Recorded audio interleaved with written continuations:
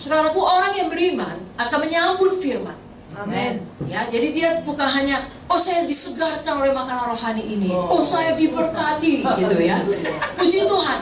Tapi itu tidak cukup. Langkah selanjutnya ada perubahan. Amin. Ada tindakan. Amin. Ya, kalau hari ini kita dengarkan firman dari Bu Mutia dengan contoh-contoh praktek yang sangat jelas, yang memang disampaikan dengan hati yang mengasihi untuk menolong kita sampai pada panggilan Tuhan tadi. Dan sejak awalnya itulah kehendak Tuhan bagi kita yang sempurna. Mari kita ada perubahan, mari kita ada tindakan. Amin. Ya, dimulai dari perkataan iman kita yang mengatakan betul itu firman Tuhan itu. Ya, sayalah orangnya, saya akan melakukannya. Amin. Ya, inilah tempat saya di mana Tuhan telah mengutus saya. Amin. Dan sekaranglah saatnya saya berubah. Bukan nanti, bukan besok, bukan ketika masalah selesai. Sekaranglah saatnya. Kalau kita membaca dalam firman Tuhan, kisah daripada tokoh-tokoh Alkitab, semua mereka yang berhasil adalah orang yang menjawab demikian. Tetapi untuk meneguhkan kita juga, pada awalnya tidak semua mereka langsung menjawab demikian.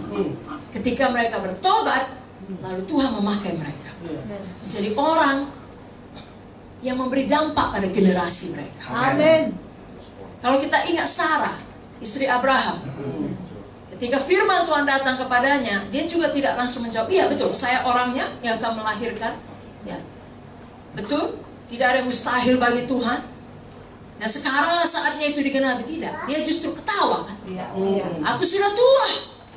Bagaimana mungkin aku punya anak? Suamiku pun sudah tua, aku sudah tua. Justru yang sebaliknya dikatakan Sarah.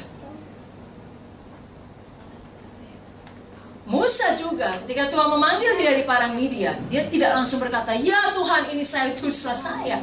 Sebaliknya dia berkata, bukan saya orangnya, bukan Mesir tempat saya. Yang jelas bukan sekarang saatnya Tuhan, pilih orang lain. Aku ini gagap, aku tidak pandai berkata-kata. Gideon juga ketika dipanggil Tuhan, dia berkata, aku adalah yang paling kecil di antara kaumku, di antara seluruh suku-suku Israel. Tapi apa kata Tuhan? Kaulah pahlawan yang gagah perkasa. Saudaraku, baik Sarah, baik Musa, baik Gideon, akhirnya bertobat. Dan kita tahu, lagi dalam kisah Gideon, hanya dengan 300 orang mengalahkan musuh yang begitu banyak. Saudara bukan perlu semua orang. Saudara hanya perlu orang yang Tuhan mau sama saudara. Saudara tidak perlu meyakinkan semua orang. Ada bagian kita masing-masing. Dan saudara, kita tidak perlu terlalu tinggi hati atau serakah. Itu bukan jalan Tuhan, tapi ada panggilan kita. Baik secara pribadi, baik secara sidang. Itu yang kita kerjakan. Amin. Amin, saudaraku. Amin. Jadi sesuatu harus berubah dari cara berpikir kita yang lama. Amin. Puji Tuhan, Sarah, Musa, Gideon, dan tokoh-tokoh lain dalam Alkitab, akhirnya berkata, ya Tuhan, saya orangnya. Ini tempat saya. Artinya, betul, ini panggilan Tuhan, saya kerjakan maksud Tuhan. Amin. Dan mereka tidak lagi menunda-nunda, mereka bertindak dengan iman. Sekaranglah saatnya. Lalu hidup mereka memberi dampak yang luar biasa. Amin. Biar hidup kita juga demikian. Amin.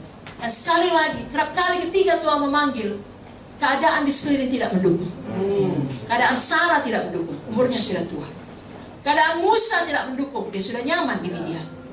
Keadaan Gideon tidak mendukung. Pada saat itu bangsa Israel ditekan. Tahukah saudara, Tuhan Yesus pun lahir di saat yang paling tidak tepat.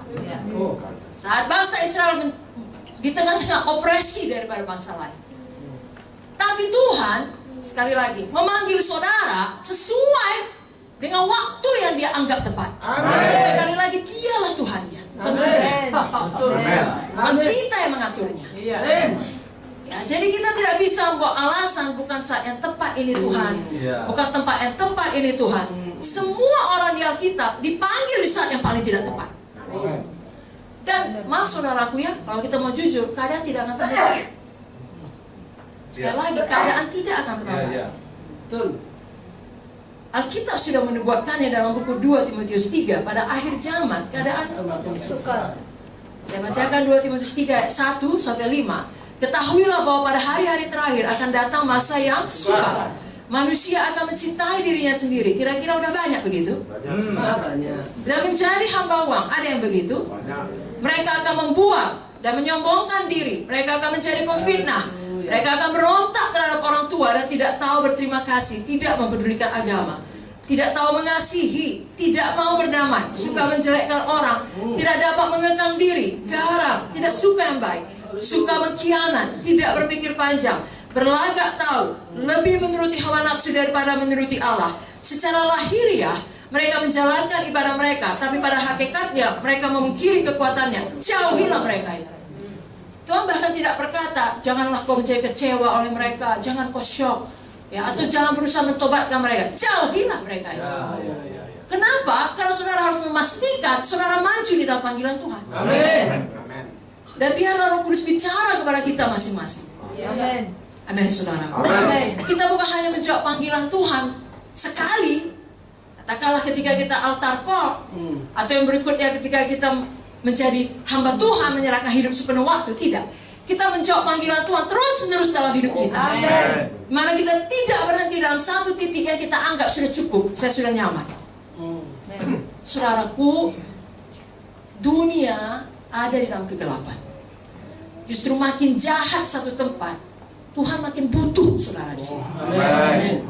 Karena kegelapanlah yang membutuhkan terang. Amin. Ada banyak hamba Tuhan senang melayani di tempat yang nyaman. Ya. Tapi sebenarnya Tuhan butuh hamba Tuhan di tempat yang paling tidak nyaman. Haleluya. Bayangkanlah menjadi hamba Tuhan di zaman Elia, dengan Raja Ahab, dengan istrinya Izebel. Itu tempat yang paling tidak nyaman. Tapi Tuhan butuh Elia. Amin. Saya tidak tahu dengan daerah saudara, tapi Tuhan tahu dan Tuhan butuh saudara. Dan daerah-daerah sekitar saudara, karena tidak ada kebetulan. Amin. Tuhan butuh terang di tengah kegelapan. Amin.